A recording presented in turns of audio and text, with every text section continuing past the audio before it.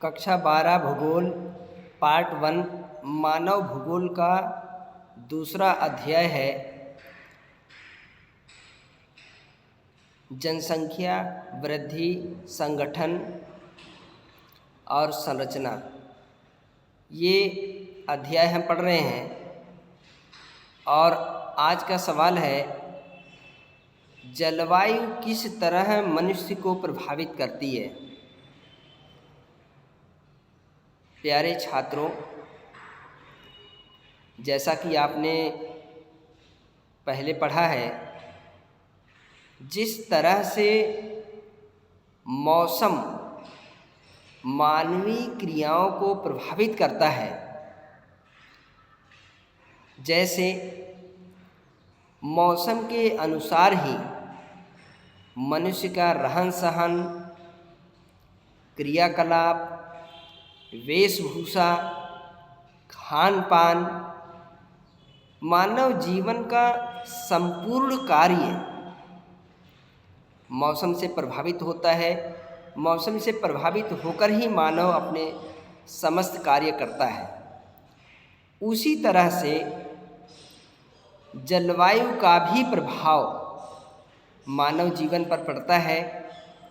आप देखेंगे संसार के अनेक भाग ऐसे हैं जहाँ पर विषम जलवायु के कारण वहाँ का मानव जीवन बड़ा कठिन है। जैसे भूमध्यरेखीय प्रदेश है, टैगा टुंड्रा प्रदेश में अत्यधिक शीत के कारण वहाँ पर मानव जीवन बड़ा कठिन है। जो मरुस्थलीय प्रदेश है, ऐसे भागों में मानव खेती नहीं कर सकता है। तो ये जलवायु संसार के अनेकों भागों में अलग अलग तरह की पाई जाती है और उस जलवायु प्रदेश में रहने वाले जो लोग हैं उनका जीवन उस जलवायु से प्रभावित होता है और प्रभावित होकर ही वो अपना काम करते हैं। तो आज का हमारा जो पॉइंट है, जलवायु का मानव जीवन पर प्रभाव। आइए देखते हैं। उत्तरी ध्रुवीय क्षेत्र में अलास्का, ग्रीनलैंड, कनाडा का उत्तरी भाग, साइबेरिया तथा दक्षिणी ध्रुव के चारों तरफ विस्तृत अंटार्कटिक महाद्वीप अत्यधिक ठंड के कारण लगभग मानव विहीन है। देखिए, पहला पॉइंट है, इसमें बता रहा है कि जो उत्तरी ध्रुव के क्षेत्र हैं और दक्षिणी ध्रुव के जो क्षेत्र हैं, यहाँ पर अत्यधिक ठंड पड़ती है, बर्फ़ की वर्षा होती है, कठोर सर्दी पड़ती है, चारों तरफ बर्फ़ ही बर्फ़ पाई जाती है। तो इस वजह से ऐसे भागों में मानव जीवन पाया ही नहीं जाता है, क्योंकि बर्फ़ के कारण ना तो यहाँ पेड़ पौधे पाए जाते हैं, ना ही यहाँ मानव खेती कर सकता है, ना ही मकान बना सकता है। तो इस प्रकार से ऐसे प्रदेश में मानव जीवन का अस्तित्व ही नहीं है। यहाँ पर मानव जीवन पाए ही नहीं जाते हैं, अर्थात ऐसे प्रदेशों में मानव विहीन ये क्षेत्र है। यानी यहाँ जलवायु इस तरह की है कि मानव वहाँ पर रहता ही नहीं है और रह ही नहीं सकता है, क्योंकि उसके जीवन के लिए वहाँ पर परिस्थिति है ही नहीं है। तो ये क्षेत्र कैसे है? मानवहीन क्षेत्र है, यहाँ मानव पाए ही नहीं जाते। किसका प्रभाव? ये जलवायु का प्रभाव है। दूसरा पॉइंट है, मध्य अक्षांशों में विस्तृत गोबी मरुस्थल शीत और शुष्क जलवायु के कारण जलविहीन है। देखिए, मध्य अक्षांशीय प्रदेश जो हैं, जो मध्य अक्षांशीय प्रदेश हैं, मध्य अक्षांशीय प्रदेशों में विस्तृत गोबी का मरुस्थल है। जो गोबी का मरुस्थल है, ये भी एक शीत मरुस्थल है। तो शीत मरुस्थल होने के कारण यहाँ पर भी बहुत ज़्यादा ठंड रहती है। तो ऐसे भागों में भी बहुत कम लोग पाए जाते हैं, ना के बराबर पाए जाते हैं। तो मानव देखिए रहता कहाँ है? जहाँ पर मानव के जीवन के लिए रहने की अच्छी दशाएं पाई जाती, वहीं मानव रहता है। जहाँ पर मानव जीवन के लिए दशाएं है ही नहीं, जहाँ पर मानव कोई काम ही नहीं कर सकता, रह ही नहीं सकता है, तो वहाँ मानव जीवन पाया ही नहीं जाता है। तो दो क्षेत्र में देखा है, एक तो उत्तरी ध्रुव और दक्षिण ध्रुव प्रदेश ऐसे हैं जहाँ पर चारों तरफ बर्फ है, तो वहाँ मानव जीवन नहीं है। मध्य अक्षांशी भागों में जो गोबी का मरुस्थल है वो भी एक शीत मरुस्थल है, तो यहाँ पर भी मानव जीवन के लिए अच्छी कंडीशन है, ये भी मानवहीन क्षेत्र के अंतर्गत आते हैं।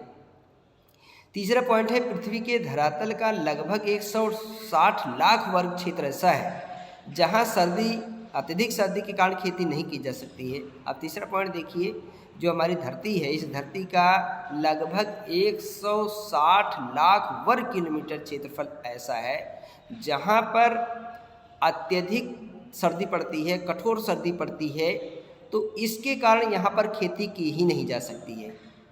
तो खेती की नहीं जा सकती, इसका मतलब ये जलवायु का प्रभाव है मानव जीवन पर। मानव जहाँ भी निवास करता है, अपने जीवन के यापन के लिए काम करता है, चाहे वो खेती करता है, चाहे अन्य और काम करता है, लेकिन सबसे मुख्य काम क्या है मानव जीवन का? कृषि कार्य। तो कृषि कार्य मानव कहाँ करेगा? कृषि कार्य वहीं करेगा जहाँ कृषि कार्य करने हेतु दशाएं पाई जाती हैं, यानी समतल भूमि होगी, उपजाऊ भूमि होगी, पानी की सुविधा होगी, तो ऐसे भागों में ही मानव खेती कर सकता है। लेकिन जहाँ पर ज़्यादा सर्दी पड़ती है, तो ऐसे भागों में बर्फ़ की वर्षा होती है, चारों तरफ बर्फ़ रहती है, तो ऐसे भागों में खेती करना संभव नहीं है। तो इसलिए कह रहा है कि धरती का 160 लाख किलोमीटर क्षेत्र ऐसा है जहाँ इतनी ज़्यादा सर्दी पड़ती है कि वहाँ खेती करना संभव नहीं है। ये जलवायु का सबसे बड़ा प्रभाव है मानव जीवन पर। चौथा पॉइंट है, प्रतिकूल जलवायु मनुष्य को आलसी और निर्बल और अकुशल बना देती है। प्रतिकूल जलवायु क्या है? प्रतिकूल जलवायु का मतलब यह है कि ऐसी जलवायु जो मानव जीवन के लिए सही नहीं है, वो प्रतिकूल जलवायु। जैसे ऐसा क्षेत्र जहाँ पर बर्फ़, चारों तरफ बर्फ़ ही बर्फ़ है, तो मानव जीवन के लिए अच्छा नहीं है। वहाँ पर मानव खेती नहीं कर सकता है, मकान नहीं बना सकता है। तो ऐसी जलवायु क्या होती है? प्रतिकूल जलवायु होती है, जो मानव जीवन के लिए कठिन स्थिति पैदा कर देती है।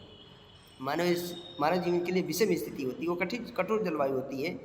तो प्रतिकूल जलवायु मानव को क्या करती है? आलसी बना देती है, निर्बल बना देती है, अकुशल बना देती है। जैसे भूमध्य रेखीय प्रदेश है जहाँ बहुत ज़्यादा भयंकर गर्मी पड़ती है, साल भर कठोर गर्मी पड़ती है।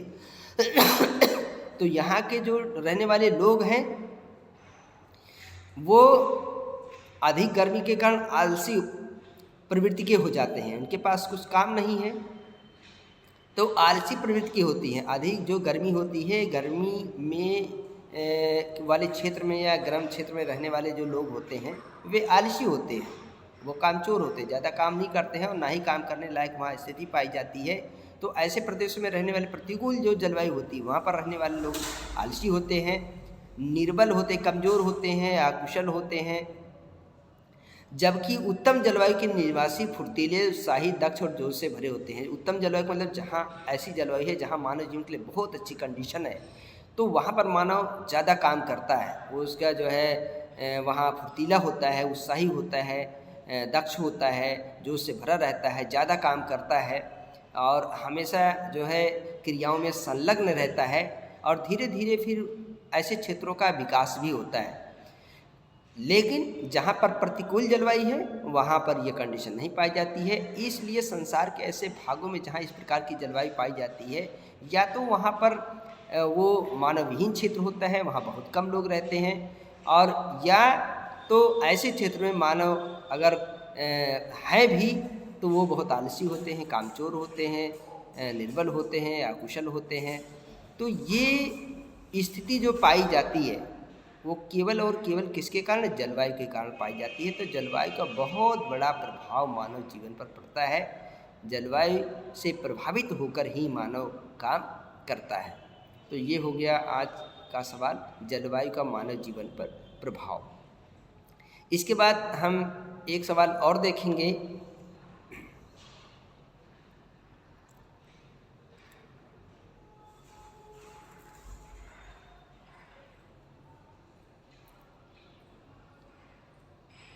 प्रवास को प्रभावित करने वाले कारकों का उल्लेख कीजिए। प्यारे बच्चों, आपने पहले पढ़ा है, प्रवास आपने पढ़ा है। प्रवास का मतलब होता है मनुष्य का एक स्थान से दूसरे स्थान पर जाना और आना ही प्रवास कहलाता है। प्रत्येक दिन आपने देखा होगा कि लोग एक स्थान से दूसरे स्थान पर एक शहर से दूसरे शहर में, एक राज्य से दूसरे राज्य में, एक देश से दूसरे देश में, दूसरे देश से तीसरे देश में डेली आवागमन मानव का होता है। तो ये क्या कहलाता है? यही जो है माइग्रेशन कहलाता है, प्रवास कहलाता है या स्थानांतरण कहलाता है। तो आज हम ये पढ़ेंगे, प्रवास को प्रभावित करने वाले कारकों का उल्लेख कीजिए। तो प्रवास के प्रभावित करने वाले दो मुख्य कारक हैं। पहला है प्रतिकर्ष कारक और दूसरा है अपकर्ष कारक। तो दोनों को एक एक करके देख लेते हैं। प्रतिकर्ष कारक, सबसे पहले आपको देखना है कि प्रतिकर्ष होता क्या है। प्रतिकर्ष का मतलब होता है व्यक्ति अपना मूल स्थान छोड़कर दूसरी जगह चला जाता है, ये होता है प्रतिकर्ष। ये क्या होता है? प्रतिकर्ष। अपना मूल स्थान जहाँ पर उसका जन्म होता है वो अपना स्थान छोड़ के दूसरे स्थान पर, जैसे गांव के रहने वाले लोग हैं तो गांव से लोग शहर की तरफ चले जाते हैं, ये प्रतिकर्ष है। गांव के संदर्भ में हम देखेंगे ये क्या हो गया? प्रतिकर्ष हो गया। तो जो प्रतिकर्ष हो रहा है, प्रतिकर्ष क्यों होता है, उसके कई फैक्टर हैं, वह हमें ये देखना है आपको। पहला प्रतिकर्ष देखिए, बेरोजगारी। देखिए ग्रामीण क्षेत्र से शहर की तरफ लोग क्यों जाते हैं? क्योंकि गांव में बेरोजगारी ज़्यादा है, लोगों को काम नहीं है, इसलिए प्रतिकर्ष हो रहा है। रहन सहन की निम्न दशाएं, ग्रामीण क्षेत्रों में जहाँ निम्न दशाएं हैं, भाई सुविधा की चीज़ें नहीं है यहाँ पर, ना तो अच्छी सड़कें हैं, ना बिजली है, पानी है, ना ही शिक्षा है, ना ही यहाँ चिकित्सा सुविधा है। तो यहाँ रहने वाले लोगों का जीवन बड़ा निम्न स्तर का होता है। तो इस वजह से लोग जो है ऐसे क्षेत्रों में जाते हैं जहाँ पर उनको अच्छी दशाएं मिल जाती हैं। राजनीतिक उपद्रव, ये भी क्षेत्र होता है, इस कारण से भी लोग जो है दूसरे क्षेत्र को जो है प्रवास कर जाते हैं। राजनीतिक उपद्रव, इसका सबसे उत्तम उदाहरण मैं आपको बताऊं, जैसे अभी पीछे जो घटना हुई है अफ़गानिस्तान में तालिबानियों के द्वारा, तो अफ़गानिस्तान से लोग वहाँ से जो है निकल के दूर भागना चाह रहे हैं। तो ये राजनीतिक उपद्रव है, ये भी एक प्रतिकर्ष का कारक है। प्रतिकूल जलवायु, जहाँ पर अच्छी जलवायु नहीं होती है वहाँ भी लोग रहना नहीं चाहते, उस स्थान को छोड़ कर दूसरी जगह जाना चाहते हैं। प्राकृतिक विपदाएं, जहाँ पर प्राकृतिक विपदाएं आती है, जैसे भूकंप है, ज्वालामुखी है, बाढ़ है, सूखा, ये कुछ क्षेत्र ऐसे होते हैं जहाँ पर ये हमेशा पाया जाता है। तो ऐसे क्षेत्र को लोग छोड़ देते हैं, दूसरी तरफ प्रवास कर जाते हैं। महामारियाँ तथा सामाजिक आर्थिक पिछड़ापन जैसे कारण उद्गम स्थल को कम आकर्षित करते हैं। यानी इस तरह की जहाँ कंडीशन पाई जाती है, जिन क्षेत्रों में बेरोजगारी है, रहन सहन की निम्न दशाएँ हैं, राजनीतिक उपद्रव है, प्रतिकूल जलवायु है, प्राकृतिक विपदाएं, ये सब कंडीशन जिन जगह पर पाई जाती है वहाँ रहने वाले जो लोग होते हैं उस स्थान को छोड़कर दूसरे स्थान पर चले जाते हैं। तो जब दूसरे स्थान पर जाते हैं, जिस स्थान को छोड़कर जाते हैं वहाँ के संदर्भ में वो प्रतिकर्ष कहलाता है। ग्रामीण क्षेत्र से जुड़ जाते हैं तो ग्रामीण क्षेत्र के संदर्भ में क्या होता है? प्रतिकर्ष कहलाता है।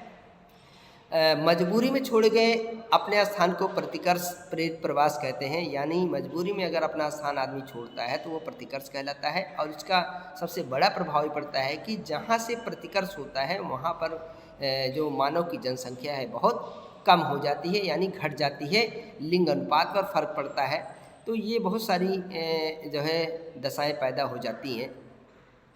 दूसरा पॉइंट हमारा है अपकर्ष। देखिए अपकर्ष क्या होता है? अपकर्ष का मतलब होता है ऐसा स्थान जहाँ पर लोग जो है प्रवास करते हैं। जैसे मान लीजिए मैं एग्जाम्पल के लिए बताऊं कि जैसे शहर है, तो शहर में लोग ज़्यादा जाते हैं, तो शहर के संदर्भ में क्या है? अपकर्ष है। यानी शहर अपनी तरफ लोगों को आकर्षित करता है, तो आकर्षित करने का भी कुछ न कुछ कारण है। ग्रामीण क्षेत्र है, लोगों को वहाँ से प्रतिकर्ष करता है, निकालता है, यानी मजबूरी में वो लोग छोड़ देते हैं। और शहर क्या करता है? शहर अपनी तरफ आकर्षित करता है। तो जो क्षेत्र अपनी तरफ आकर्षित करता है वो अपकर्ष कहलाता है। तो अपकर्ष के भी कुछ मुख्य कारण हैं। देखिए काम के बेहतर अवसर, जीने की दशाओं। देखिए काम का बेहतर अवसर यानी रोजगार का अवसर। रोजगार का अवसर कहाँ है? शहर में रोजगार का अवसर ज़्यादा होता है, इसलिए लोग वहाँ पर जो है वहाँ अपकर्ष होता है। लोगों को चारों तरफ से लोग जो है शहर में आकर केंद्रित हो जाते हैं, वहाँ पर आकर बस जाते हैं, तो ये अपकर्ष हो जाता है शहर के लिए। जीने की दशाएं, शहर में जो रहने वाले लोग होते हैं उनका देखिए लाइफ स्टैंडर्ड है बहुत ऊंचा होता है, वहाँ पर बहुत सारी सुख सुविधाएं होती हैं, वहाँ काम ज़्यादा रहता है, 24 घंटे काम होते हैं, तो इसलिए वो जो है लोगों को आकर्षित करते हैं। तो आकर्षित जो करता है वो ये करता है। शांति व स्थायित्व, जहाँ हमारा जीवन सुरक्षित होता है, जहाँ हम सुरक्षा ज़्यादा महसूस करते हैं, वहाँ पर जो है जहाँ ये स्थिति जहाँ पाई जाती है वहाँ आकर्ष होता है। जीवन और संपत्ति की सुरक्षा, जहाँ जीवन और संपत्ति की ज़्यादा सेफ्टी होती, सुरक्षा होती, हम वहाँ पर जो है प्रवास करते हैं, तो वहाँ के संदर्भ में आकर्ष कहलाता है। सुखद जलवायु, जहाँ अच्छी जलवायु होती है वहाँ लोग जो है प्रवास करते हैं। गंतव्य के उद्गम स्थल की अपेक्षा अधिक आकर्षक बनाते हैं। तो ये ऐसा क्षेत्र जहाँ पर इस तरह के क्षेत्र पाए जाते हैं, तो वहाँ पर लोग दूसरे क्षेत्रों से प्रवास करते हैं, तो वहाँ के लिए वो अपकर्ष होता है। जहाँ शांत छोड़ते हैं वो प्रतिकर्ष होता है, और जहाँ पर जाकर वो एडजस्ट होते हैं, जहाँ पर जाकर वो जो है प्रवास करते हैं, जहाँ पहुँच जाते हैं, उन्हें जो है क्या करते हैं, अपकर्ष करते हैं। अपनी बेहतरी के अवसर से आकर्षित होकर किया गया प्रवास, अपनी बेहतरी के अवसरों से प्रभावित होकर, यानी अपना हर व्यक्ति अपना भला सोचता है, अच्छा सोचता है, अपने बारे में बेहतर सोचता है, तो बेहतर की वजह से ही लोग ग्रामीण क्षेत्र से शहर की तरफ जाते हैं। तो ये क्या होता है, अपकर्ष होता है। यानी एक क्षेत्र ऐसा है जहाँ पर लोग मजबूरी में छोड़ देते, अपना मूल स्थान छोड़ देते, प्रतिकर्ष होता है, और जहाँ पर वो जाके पहुँच जाते वहाँ के लिए वो क्या होता है, वो अपकर्ष होता है। तो ये दो चीज़ें हैं, ये प्रवास के मुख्य कारण हैं। 2 सवाल इसमें मैंने आपको आज बता दिया है, और इसे आप अगर ध्यान से पढ़ेंगे और वीडियो को देखेंगे तो ये सवाल निश्चित रूप से आप समझ जाएंगे, मैं ऐसी अपेक्षा करता हूँ। तो नेक्स्ट वीडियो में इसके आगे का भाग आपको बताया जाएगा, इसके आगे का सवाल बताया जाएगा। तब तक के लिए धन्यवाद।